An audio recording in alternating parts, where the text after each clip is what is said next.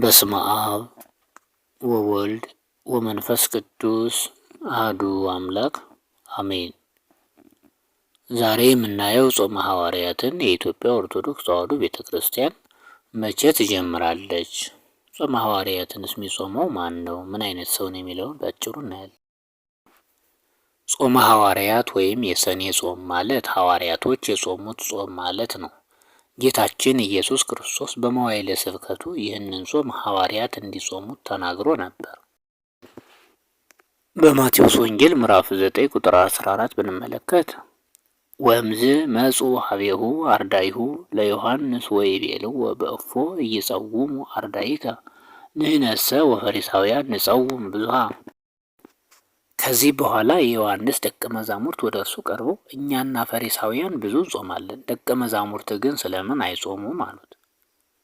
ጌታችን ኢየሱስ ክርስቶስም እንዲህ አላቸው፣ የሙሽራው ሚዜዎች ከእነርሱ ጋር ሳለ ሊያዝኑ አይችሉም። ነገር ግን ሙሽራው ከእነርሱ የሚወሰድበት ወራት ይመጣል፣ ያን ጊዜ ይጾማሉ በማለት የጾምን አስፈላጊነትና ጥቅም አብራርቶ ነግሯቸዋል።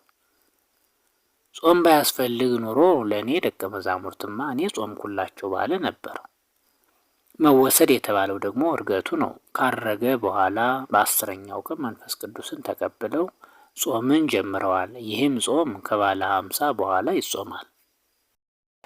ጾሙ የሚያበቃውም ሁሌ ሐምሌ 5 ቀን ይሆናል። የጾሙ ቀን ግን ሊያጥርም ሊረዝምም ይችላል። ሲያጥር 15 ቀን ይሆናል፣ ሲረዝምም ደግሞ 49 ቀን ይሆናል።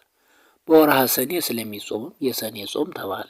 እኔ ሳለሁ አይጾሙም ማለቱ እርሱ ካልሞተና ካላረገ መንፈስ ቅዱስም ካልተሰጣቸው በመንፈስ ቅዱስ ባልታደሰ ሰውነት ሆኖ ሰይጣንን ድል መንሳት ስለማይችሉ ይህንን አለ። ይህንንም አባባል ሲያብራራው ባረጀ ልብስ ላይ አዲስ ቁራጭ ወይም እራፊ የሚለጥፍ የለም። ምክንያቱም የአዲሱ ቁራጭ ልብስ ኃይል ቀዳዳውን ያሰፋዋልና፣ አዲሱንም ወይም በአረጀ ረዋት የሚጨምር የለም።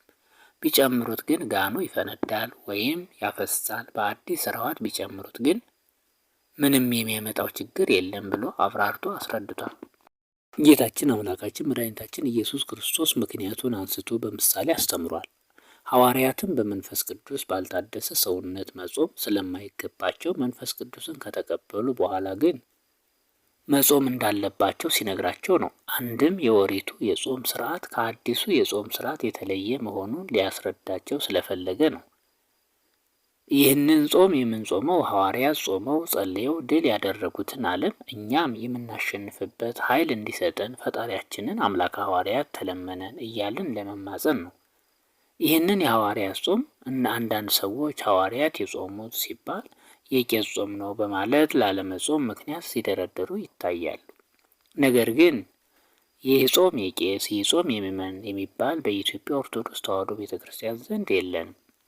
አነሳስቶ ላስጀመረን አስጀምሮ ላስፈጸመን ለልዑል እግዚአብሔር ክብር ምስጋና ይግባው። ለእመቤታችን ለንጽሕተ ንጹሐን ለቅድስተ ቅዱሳን ወላዲተ አምላክ ምክንያተ ድኂን ቤዛዊተ ኩሉ ዓለም ክብር ምስጋና ይግባት።